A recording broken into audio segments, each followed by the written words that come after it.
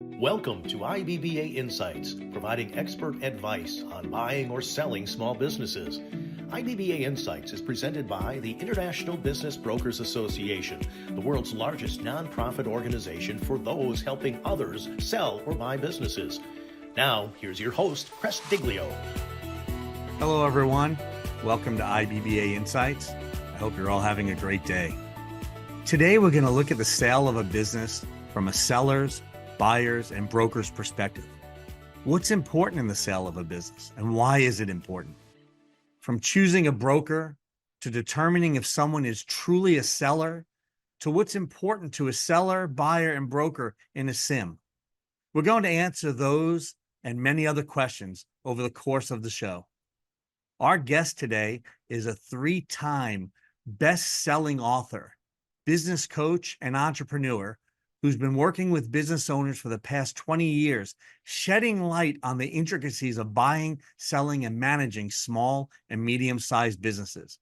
He's the host of a YouTube channel with hundreds of videos about buying and selling businesses. It's my pleasure today to welcome to IBBA Insights, Mr. David Barnett. Hey, Chris, thanks for inviting me. I really appreciate being here, and I've actually listened to several of the podcasts, so I'm excited about this. Today, I just want to have a nice conversation with you. Our listening audience is typically comprised of business owners, business professionals, business brokers, and advisors. So we tend to hit home on all the things that are important to them, and going through your background and your bio and what you do. I'm really excited to have this conversation with you because I think you're going to shed light on a lot of the things that are important. So if it's okay, I'm just going to jump right into some of the dialogue and questions I have for you. Yeah, sure. Let's get going. Did you want me to cover some of the background or anything for anybody listening? Yeah, what I was going to start with was just that, and wanted to know how you got into this field. You've written 7 or 8 books, I believe. 3 of them, you're the best sellers. You're working with business owners. So what got you into this field? What started you on this journey? Just a lifelong interest in entrepreneurship, actually. And I always imagined myself being a business owner one day. And I went to business school when I got to at the end of high school. I went off to university. And in my head, I thought that going to business school was going to allow me to be a better business person. But really, what they do there is they teach you all about big business, mostly. But my heart and my interest was in the world of what you and I would probably describe as Main Street businesses, the businesses that we see when we're driving around our communities, tire shops and retail stores and restaurants and catering companies and all that kind of stuff. And it was a real pleasure when I finished university to be able to go and work for the Yellow Pages. Because when I was working there, I got to go out and meet with the owners and managers of those very businesses in local cities and communities and talk with those people, find out what kind of customers they were looking for and how they made money. Eventually, with the advent of Google and the spread of the internet and the smartphone, I realized that the days of the Yellow Pages were numbered. And I thought maybe I should go and do that entrepreneur thing. And so I started a business with a partner. And after a couple of years, we sold the business. And then I briefly got into the world of brokering commercial debt for small businesses, helping people get loans, leases, that kind of thing. It eventually led me into the world of business brokerage. And I actually owned a franchise business brokerage for 3 years, sold 36 companies for other people while I did that. But as many of the people listening to this podcast are probably aware, there's an up and down to the cash flow of being a business broker. And after 3 years, I realized this isn't really working for me. And so I got into banking. And after a career in banking, people just started to reach out to me over the phone. And they were looking at doing deals, whether to buy or sell a business. And they were looking for someone to advise them. And for some reason, they were given my name. It was around this time that I wrote my first book and started the YouTube channel. But I realized that there was an opportunity for someone to just advise and consult with people that were interested in doing deals without being a broker. And so a lot of the stuff that I used to do as a broker for free in anticipation of earning a contingent commission, I had an opportunity to do for people using the business model of attorneys and accountants. So I would work with people and then give them an invoice and they would pay me. And it's grown since then. So over the past 10 years, I basically have built a consulting business where I'm helping people look at deals. And this is why I get to see a lot of SIMs put out by brokers. consult with sellers sometimes who are thinking about selling and they want to maybe bounce some ideas off of me before they go and talk with a broker. And I've also consulted with business owners who may have had their business for sale for a couple of years, maybe with a business broker, and they're looking for reasons as to why their business isn't selling. So I get to interact with a lot of these people in a lot of different ways in their own situations and try to give them some insight or point things out to them that they may not be noticing. And I always find it intriguing talking with someone like you that works in that capacity, especially with people that are looking to sell a business or if had tried to sell a business but have failed for whatever reason. So I start off with the question to you if there's such a thing as a definition of a good seller, but who is someone that a business intermediary or a broker or someone on the coaching side looks at that's someone that would make a good seller, someone that I'd want to work with. Yeah, I think it comes down to one word, and that would be empathy. A good seller has got to be someone who can imagine themselves in the shoes of the buyer. Because really, when you've probably come across this in your own brokerage career, if a seller comes into the field and says, "I want to sell my business, I want $1 million, and I want $1 million because I want to, I want to," right? It's entirely self-centered, completely focused on their desires and outcomes without any kind of understanding of what the buyer's point of view is going to be, how the buyer is going to maybe leverage up everything in their life to put the money together to buy this business, and how the business's cash flow ultimately has to compensate them for the risk and repay all those debts. And so when sellers are unable or unwilling to understand the deal from the point of view of the buyer, to me, it's going to make it a lot more difficult for any intermediary to make a deal happen, just because they're not going to see when things are not possible, when their expectations are completely out of line with what is even feasible from the point of view of the cash flow of the business. Now, as sellers out there listening to you right now, and okay, so now we define what might be some of the characteristics of a good seller, their understandings of the deal, and from a buyer's perspective, walk in someone else's shoes, and you'll see where they're coming from, and you could probably put something together and make a good deal. So now they ask themselves, when is the right time to sell? What do you advise the people that you work with on the timing of the sale? Because it's different for everyone and the motivations are different for everyone. But how would you define the time to sell, the timing of a transaction? Yeah. So it's a great question because I get asked this a lot by people who own a business. They say, when should I plan on selling? Or what's the right time? The five most common reasons that I hear from people who want to sell a business, I put them into five buckets. And the first bucket, I call it the mental attitude or headspace bucket. It's burnout, boredom, and fatigue. And then there's divorce, poor health, the need to relocate is another one, and then the last one is retirement.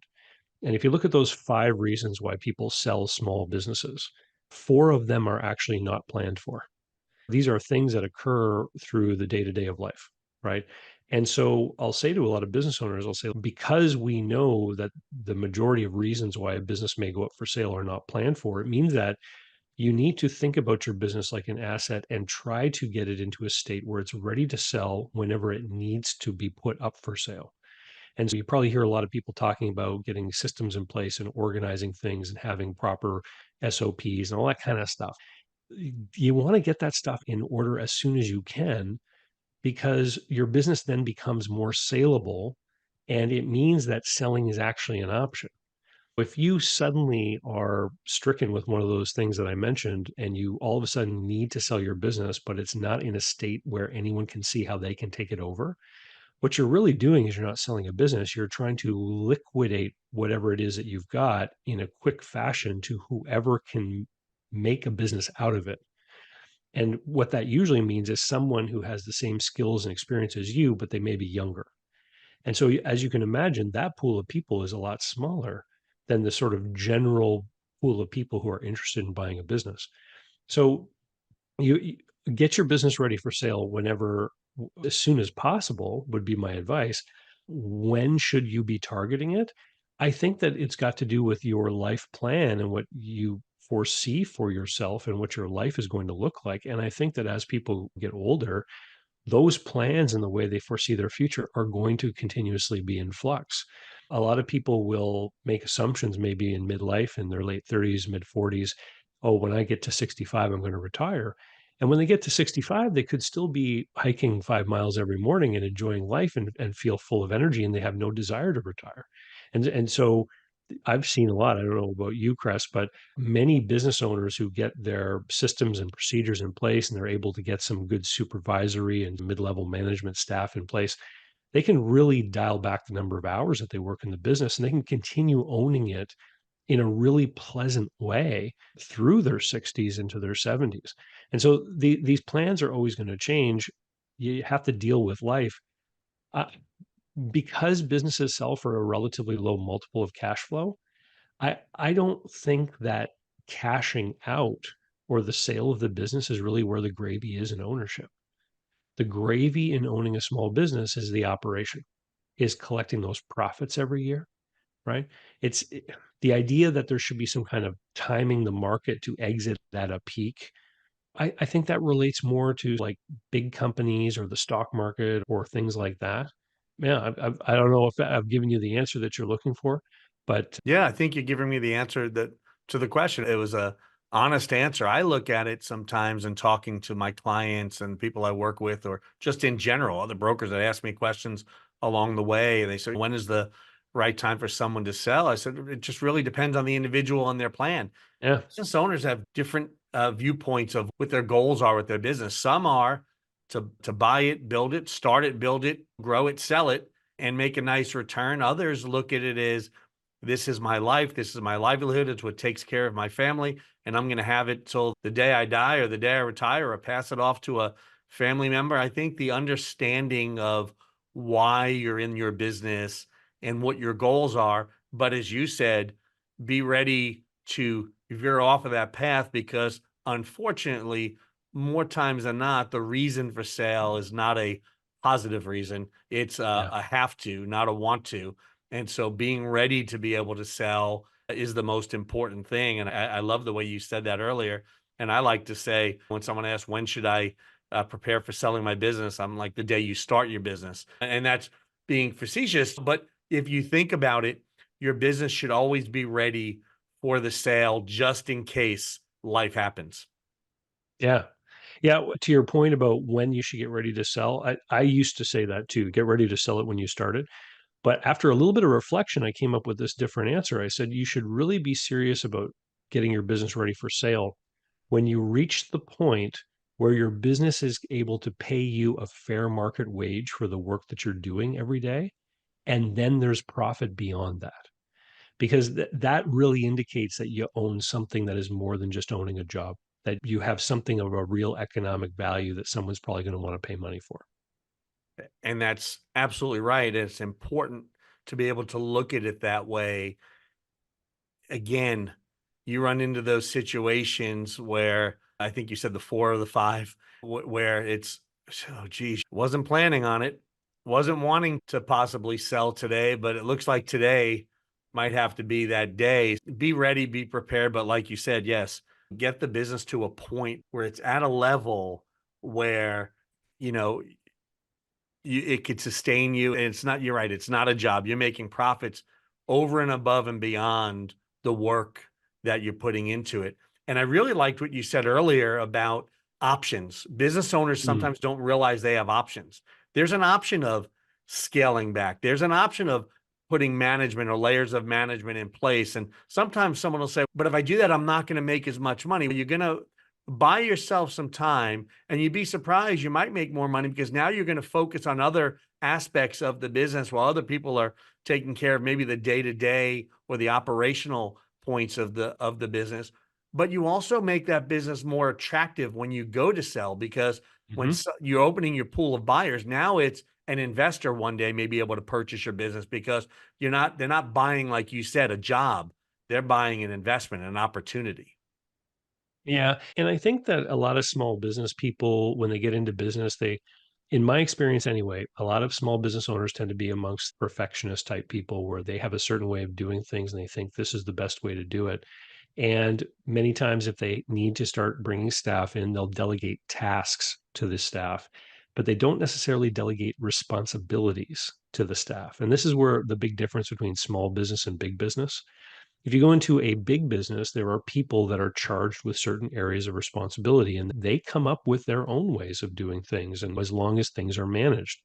And it can be a big eye-opening experience for a lot of small business owners to start hiring people and assigning them responsibility over certain things and seeing how those people come up with new and different ways to do things, which often may be better, more efficient than what the business owner thought. And so when you start to bring more human resources into a business, more human capital, you get all of the ingenuity and inventiveness and resourcefulness of those people as well, as long as you hire the right people. If you hear people that are speakers in a big business space, they'll talk about this kind of thing, how having the right people and the right culture, et cetera, is going to help these businesses grow and be more innovative. Same thing can happen in small business, except a lot of small business owners won't let it happen because they feel that they're the only ones that can do it right. And so I often challenge people on that very idea. We talked about timing, what makes a good seller, what is the right time to sell, and the different layers of business or the options that are out there. But now's the day. I'm a business owner. I'm going to sell my business.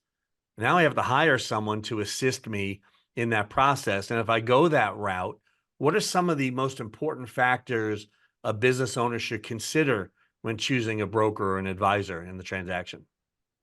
This is a great question. One of the books that I wrote a few years ago was actually called How to Sell My Own Business. And on the surface, it looks like it's a book about how to sell your own business on your own. But the first part of the book is actually about why you might not want to and how you actually choose a qualified business broker. And when I talk about business brokers in my videos online, I'm always sure or certain to add that keyword because as a lot of people listening will know, there's a lot of people out in this space calling themselves business brokers who may not have really much in the way of particular training or expertise or experience in actually doing these transactions, but they're out there marketing themselves as the one who can help a business owner get the highest price, for example. And so for business owners, let's get back to that E word I used, empathy. Think of yourself in the shoes of a buyer. What I would be doing if I was out there interviewing business brokers is I would be asking business brokers to provide me with examples of their work. What does that mean? Copies of business profiles or information memorandums that have been made anonymous. Show me some of the SIMs that you've used in your successful transactions. I want to look at them and see what the buyer saw, and I want to see how you represented that other business. You want to ask them about the number of businesses that they've sold, the types of businesses that they've sold.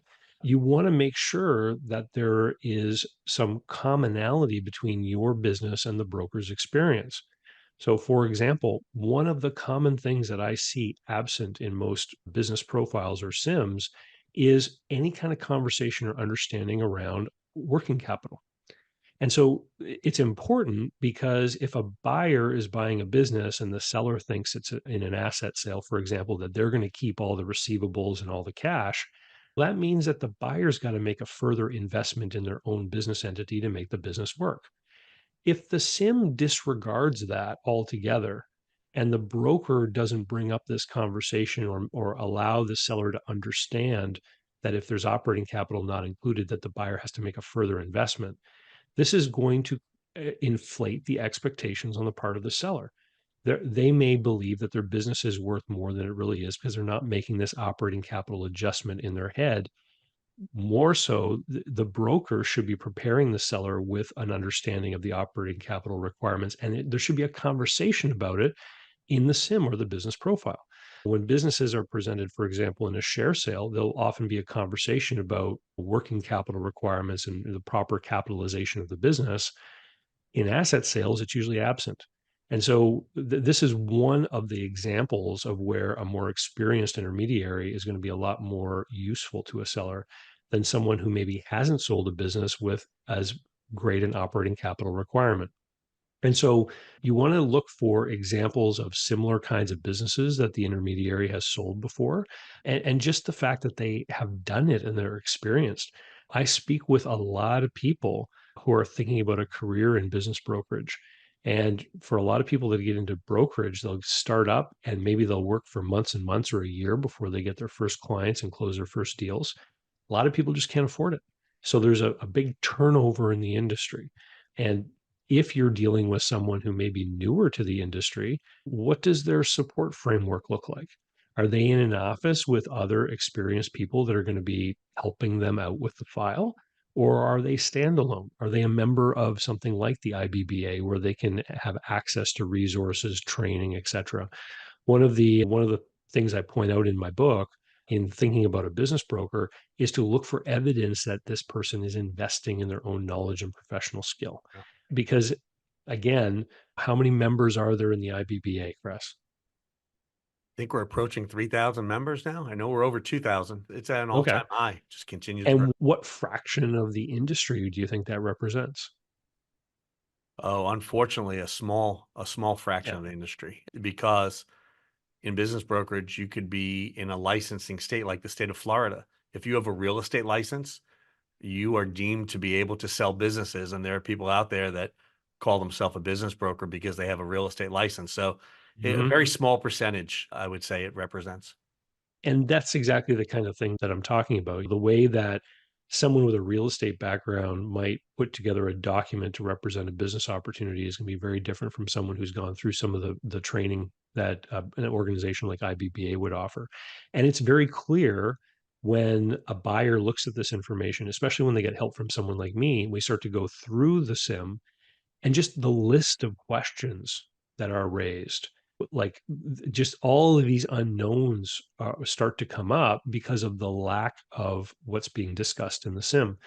Now, I remember when I had my initial training as a business broker, and this over a dozen years ago, the standard of care that I heard the instructor tell me was this document should be so complete that somebody would feel confident making a conditional offer based on the information in the document. So you're going to explain the cash flow, you're going to explain all the different aspects about inventory and capex and what equipment is in the business and what that stuff might be worth, and what the inventory needs are and terms from suppliers and all that kind of stuff, so that the person really understands what the business is, what the business model is, how the business functions, how it makes money, and can see the numbers and can say, you know what, subject to due diligence, of course, this is what I'm willing to pay for this business.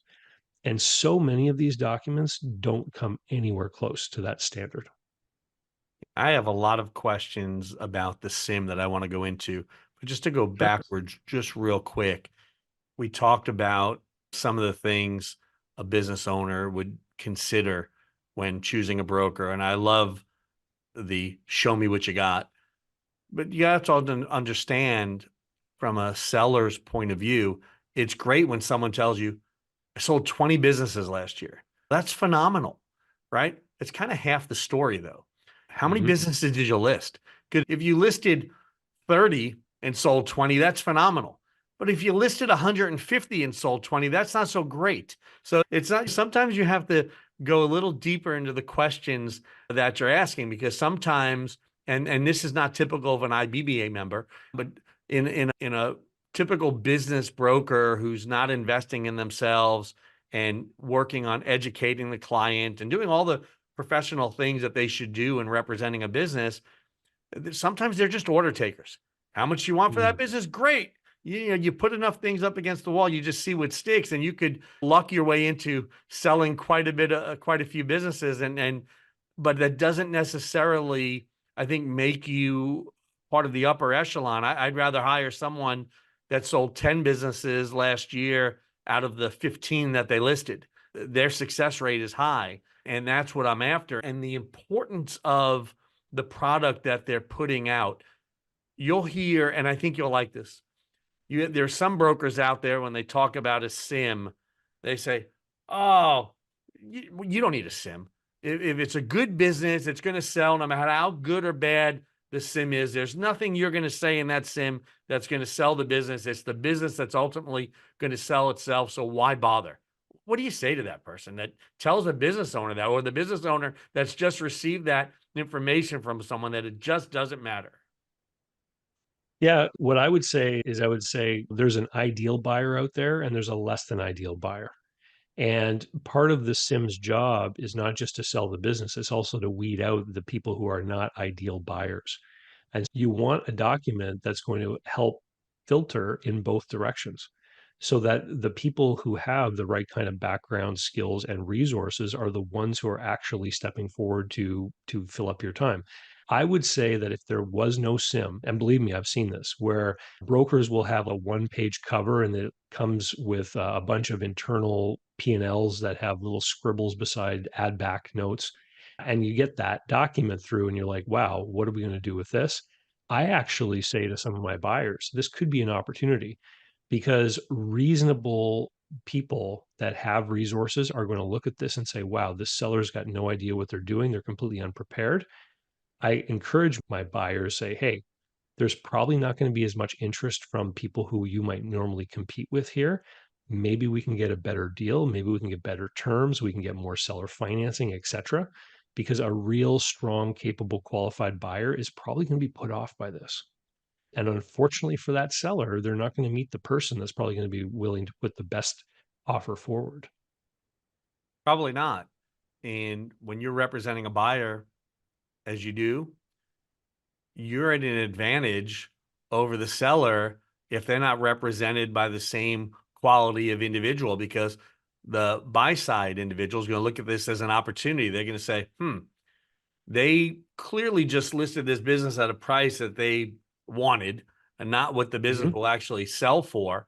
So now when we go back and negotiate on your behalf, we're going to use the statistics. We're going to use industry standards. We're going to go back and say, I understand you're asking $1 million for this business, and my buyer really likes your business and thinks it's a great business and wants to pay you a premium for a good business and reward you for the great work that you've done. And in this offer we put together, we'd be able to do that. And then all of a sudden you come in with a $750,000 offer, but you explain and say, look, based on the multiple of businesses in your industry, your size, this business is worth anywhere between 675 and $725,000. So our offer of $750,000 is actually above the industry average. So now you're trying to soften the blow, but with factual information. It's, yes, I know you're asking $1 million, but I'm not lowballing you at this 750. I'm actually paying you greater or on the high end of what it's worth. So yeah, on the buy side, it certainly gives you all sorts of opportunity when you're representing the buyer. Yeah. Now, one of the things that sometimes happens, of course, is when you have a less experienced intermediary that's accepting listings and putting whatever asking price the seller wants, is that when you come back with one of those very coherent offers, and I've actually been part of some offers that included cash flow projections. Mhm. One of the things that sellers often don't empathize about is most sellers don't have a big loan. And a lot of buyers are going to put a lot of leverage on the deal. So they're going to have a big bank loan that needs to be serviced. And so the seller, from their point of view, they see all the cash flow they enjoy from the business. But from the buyer's point of view, it's not quite such a gravy train because they've got that big bank payment to make. And so we've shown sellers, here's the industry averages of what this business will sell for. Now here's the cash flow forecast for the buyer, demonstrating what their position is going to be in with the loan that they're going to take. And the seller will look at it all and then say, wow, I can see now why this is a good offer. But here's the problem. They can't afford to retire on that offer. Right. And so they end up backing away saying, I can't take the offer, even though I understand it's good now. And what has happened? Well, the seller just wasted their time. The intermediary just wasted their time. The buyer just wasted their time. And this is one of the big reasons why, if you own a business and you're going to look at selling it, you need to make sure that you're working with someone who's a qualified, competent person who's going to actually show you realistically what the business value is and what maybe the terms are likely going to be, what a reasonable offer could be. What some of the saddest conversations I have with sellers is they'll approach me and say, "Hey, I've been trying to sell this business for the last 2 years. Can you maybe help me out?" And they'll send me a package that an intermediary has put together for them. And I'll look at the package and I'll do just what you explained. I'll pull up some comps and I'll show them why their business is actually worth a lot less. And furthermore, why a cash offer maybe isn't reasonable, that they should be expecting an offer that might have 30 or 40% seller financing based on the condition of the business or other characteristics. And one of the saddest things that someone said to me once was, wow, someone offered that to me 4 months into my sale process, and I didn't take the offer because I didn't understand that was reasonable. And so this person had the opportunity to exit, but their intermediary didn't prepare them properly. They didn't have a realistic understanding of what their business's value was. And this person wanted to exit because they had a spouse with a chronic illness. They wanted to spend their time with that other person. And so this kind of thing we're talking about largely in the Main Street space, owner operators. And so these people are working full time in their business. And we mentioned the top reasons why people sell a business, and four of them were unplanned for. And they're all personal, all five of them are personally driven by things going on in the life of the business owner. And oftentimes, when a decision comes to sell the business, it's because staying and operating the business is not an option for some reason in that person's life. They need to now move on to something else.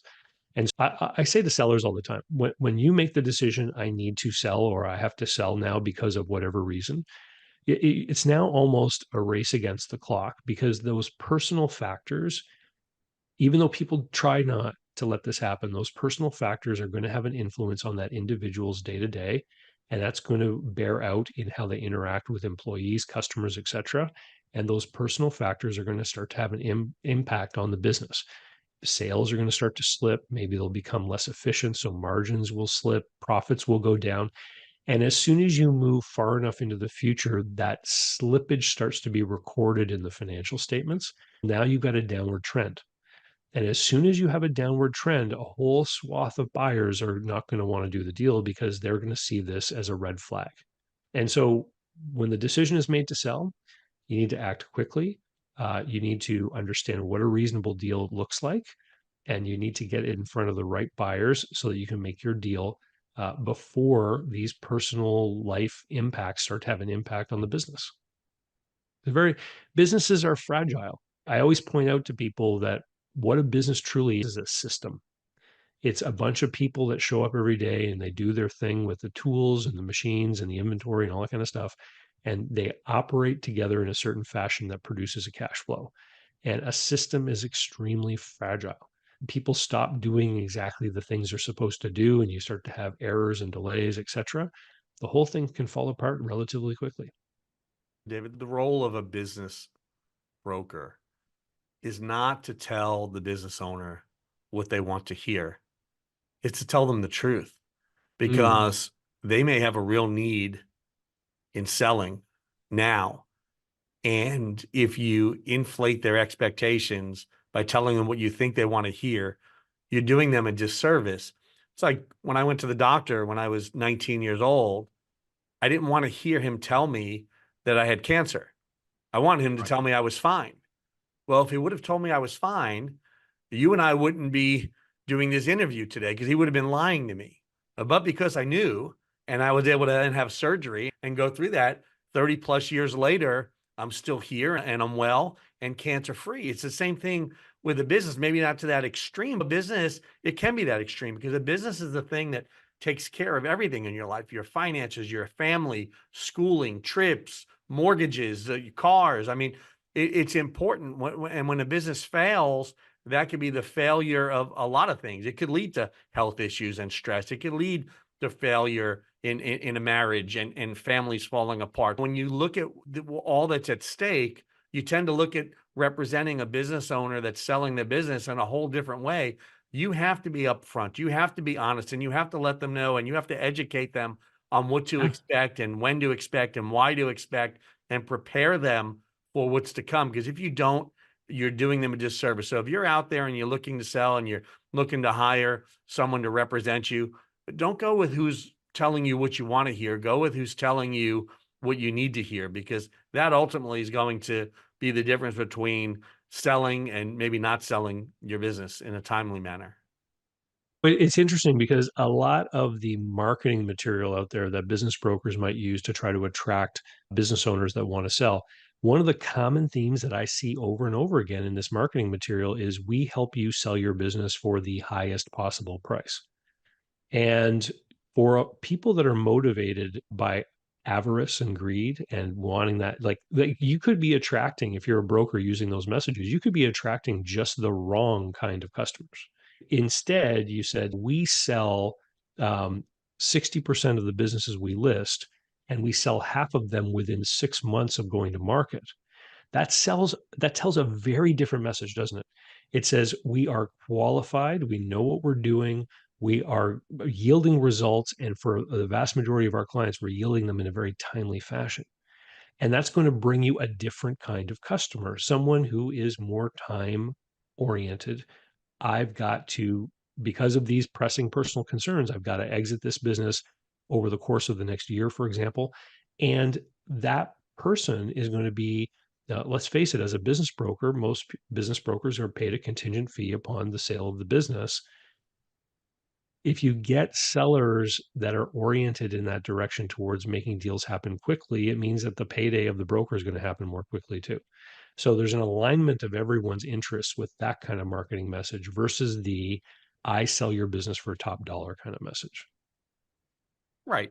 And so we go back to the sim and we're talking about the marketing materials and that's put together. Ultimately, a buyer is looking at this sim.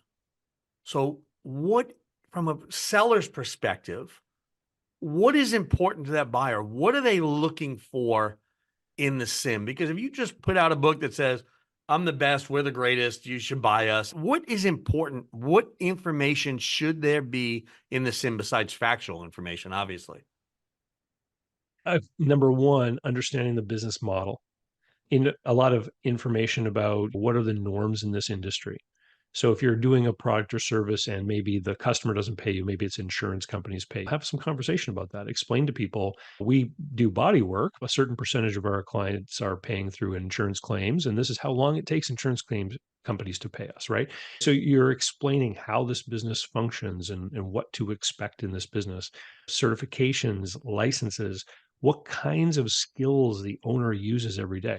So to say that the business is run by its owner who manages the business day to day, that may seem very obvious to a person who's already in the industry what that owner is doing. But for a person who isn't in the industry, what are the daily chores and tasks of the owner and what sort of skills are they using? Are they dealing with the public every day? Are they dealing with suppliers? Are they making purchasing decisions? Are they acting in a sales function with the major customers, right? So you're describing what the day of the owner looks like. You're describing the types of skills and characteristics that the new owner may want to have if they're going to step into that person's role and run the business in a similar fashion. You want to have information I mentioned earlier about operating capital. You want to talk about things like inventory. When I see a set of balance sheets in a sim, let's say for 3 years, and the inventory is the exact same number every year, it immediately tells me that nobody's counting the inventory, right? And so as a broker, if you face that situation, you should realize, hey, if anyone with any degree of business acumen looks at this, they're going to see that you do not count the inventory every year. This is going to open a whole bunch of questions. It should be addressed in the sim. So there should be some kind of conversation about what the normal inventory levels are, what the normal cost of goods should be, because if the inventory is not right, the cost of goods aren't right. And so you want to be in front of the questions as much as possible. Again, and as a business broker, when you're preparing one of these sims, you may even want to run one past someone who's not familiar with the file. Could you sit down and read this and tell me what you think? What would your questions be, et cetera? And some of the more interesting things that I'm seeing lately are brokers who are interviewing sellers and recording it and then making this recording available, almost an automation of that initial buyer seller meeting. Like an interview like you and I are doing right now, just a conversation where Yep. the seller will talk about the business and the history of the business and all that kind of stuff. And it can really help to lay the foundation for what will eventually, hopefully, become a great relationship between the buyer and the seller. One of the big red flags for me when I'm helping a buyer is when brokers will not allow any access to the seller. when they say, no, you can't talk with the seller, or no, we don't want you to come by here and meet with the seller and see the business. To me, that's somebody, the intermediary is someone maybe with a real estate background who has this concern that if the buyer and seller meet each other, that they're going to somehow work around his commission or something like that. But in order for a business to be sold, there has to be a relationship that is trustworthy established between the buyer and the seller, because the buyer is always going to close this deal with some unknown information, and the seller is always in a position of total knowledge and power. But if there's any degree of seller financing, the seller needs the buyer to be successful in order to collect all the money. So both of them are in a position where they're relying upon the other party to a certain degree. And so the only way the deal is going to get done is with a a trusting relationship being established. And so that's the other thing that a broker needs to think about when creating the sim is everything in here. Does it lead us on the path towards a trusting relationship? Or am I omitting things or putting things in here when they are discovered to be inaccurate or absent that is going to open the door to questions about the trustworthiness of the seller? Right? If there's something really important about the business that is absent from the sim, and then the buyer later finds out, the assumption is simply going to be that there's a whole bunch of other stuff too that was never disclosed. And that does not allow a trusting relationship to be established. That bond that I often say that a successful business sale transaction results in the buyer and seller becoming friends. And back in my own broker days, there were plenty of deals that I did where the seller years after the deal would still be stopping in with coffee and stuff like that to talk shop and see how things were going. And they would still be excited about the success that the new buyer had with the business. And that's my opinion. That's what I've seen be successful. And I know that some people are a little more transactional about things. And maybe you can be in certain markets if you're selling convenience stores or gas stations, which have a lot of similarity one to the next. But if there's going to be any degree of serious transition or seller financing or real skills that need to be transferred from the seller to the buyer, without trust, I don't think the deals can happen. And I think you were dead on accurate earlier in the show when you commented and said, being able to get someone comfortable enough with enough information that they feel that they could put forward a legitimate or a good offer, whether it be an LOI, an IOI, enough information to get them to feel comfortable to put something in writing that will ultimately be put before you as the business owner that you can look at. Because you're right, you could have a lot of information in a sim and you could hide a lot of things. And if your goal is to fool somebody, you may just do that. But more often than not, and probably greater than 90% of the time, as the saying goes, it all comes out in the wash. So you're better off Mm. getting ahead of it and talking about it, because then if you get ahead of it and you talk about it, then when you get the offer is reflective of that information and you didn't have to hide it and you're not going to have to renegotiate as you go on. But I've got one more thing I want to talk about when it comes to Sims. And this is a very controversial subject and people don't like to necessarily talk about this, but I do. There are some companies out there that I feel don't sell businesses, they sell books.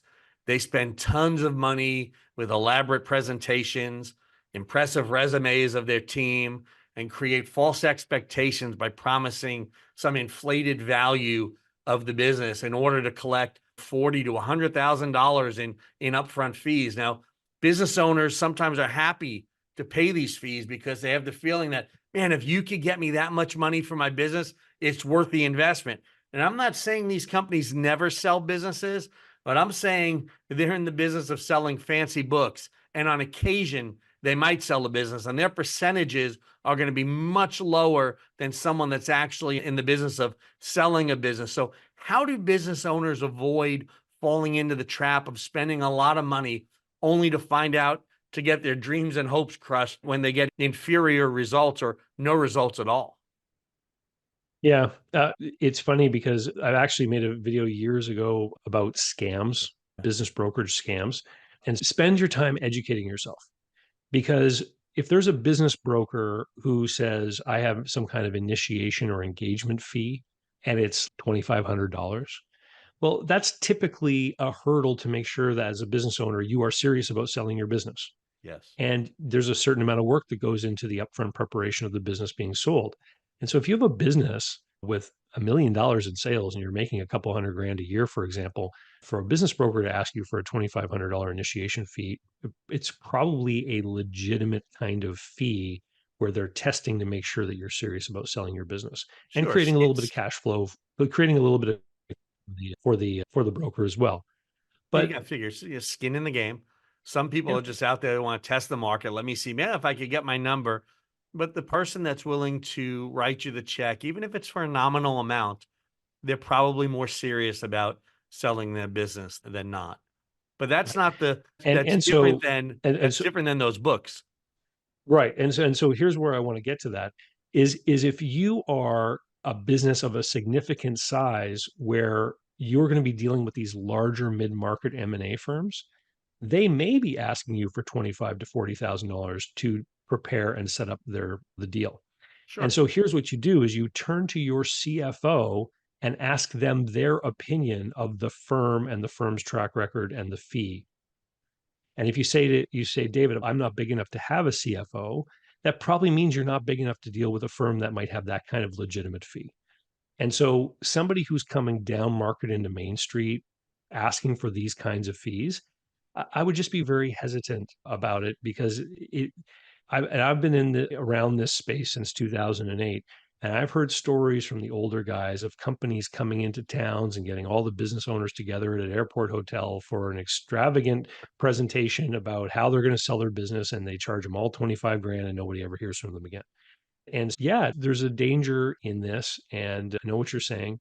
I don't think an engagement fee, if it's a reasonable fee, is necessarily a red flag. But if it seems really high, then shop around, talk to some other people.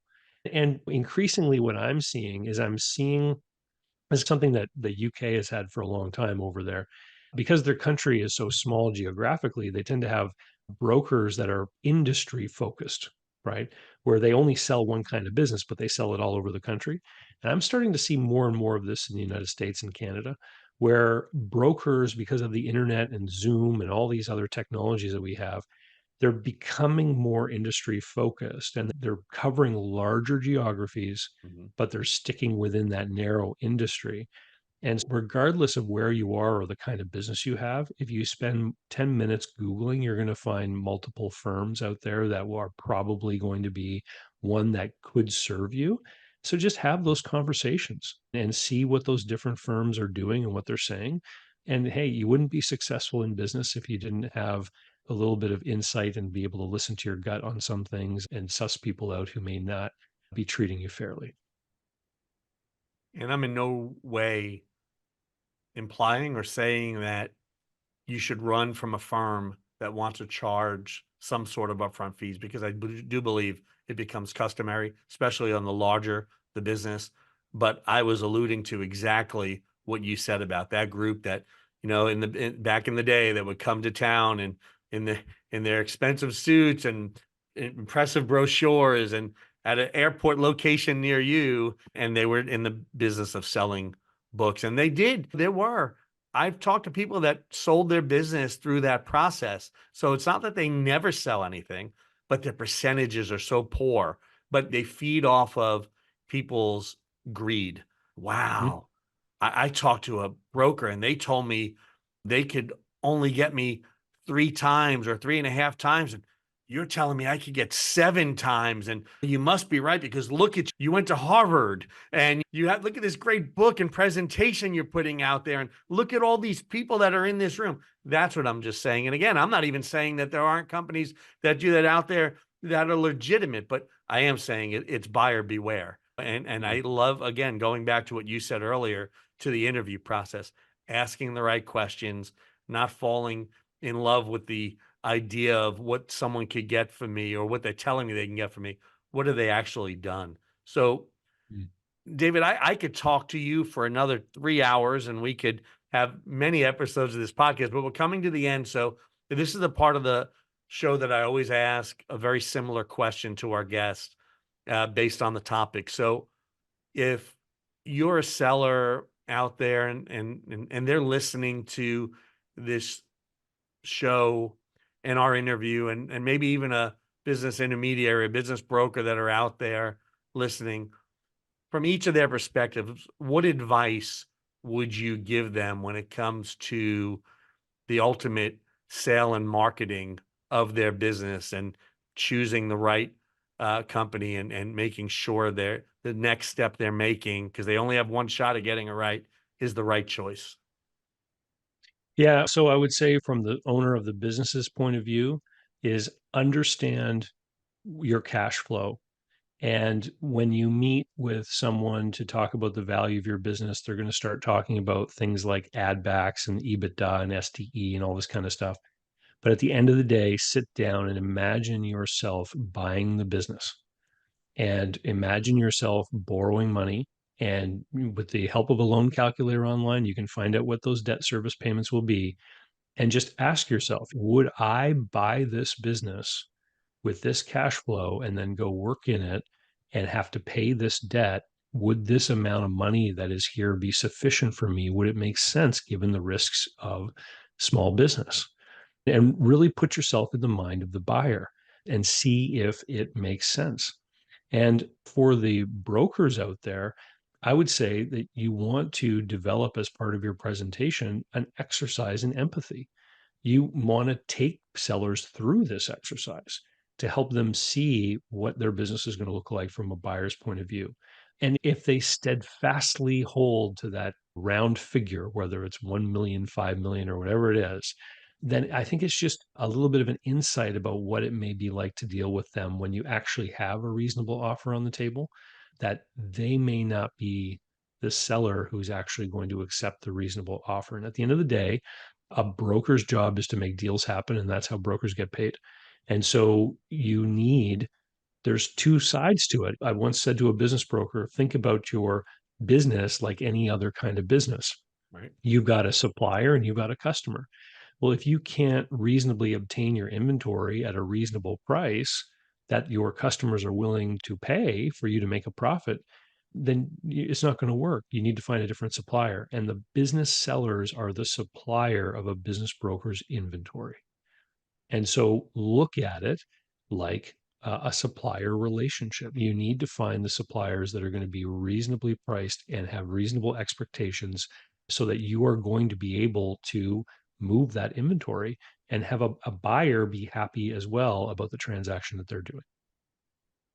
David, before I let you go and get back to your work and your busy day, I want to thank you for sharing all of these insights with our audience and all the tidbits of information and the great advice that you've shared. So if someone's out there listening and they said, you know what, I'd really like to learn more about what David does, how can they find out more about your services? Yeah, sure. davidcbarnett.com is my blog site. It's like the central place where they can learn about my books, my online courses. They can see my blog posts with videos. But if you go on YouTube or any of the podcasting apps for audio and just search David Barnett Small Business, I'll come right up. And I've been creating content for years, almost 10 years now. And so there's lots of stuff there. And it's all for free for people to enjoy. And I welcome people to come and listen and search through it. I've had a lot of fun creating it, and it's all been created mostly based on questions and feedback that I've gotten from people out there who are just like your listeners. David, thank you very much again. I truly appreciate you coming on and sharing everything with our audience today. Thanks again. Thanks, Chris. It was great. If you're out there and you enjoyed today's show and you'd like to hear other episodes of IBBA Insights, I invite you to go to ibba.org/insights, where you could subscribe to the podcast by clicking the Apple, Android, or email icons. And as we always say, then you'll never have to miss another episode again. So thanks again for listening. I look forward to talking with you again on the next episode of IBBA Insights.